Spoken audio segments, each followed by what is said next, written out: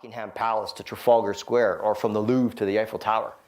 And people will be chasing me down, here, can I give you this money? I'm like, no, it's okay, I don't need the money. I'd love to take it on. Others are a little bit overwhelmed by the task.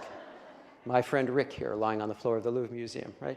For them, at the Miami Museum of Art, all over the country and the world, at the Louvre, at the Vatican.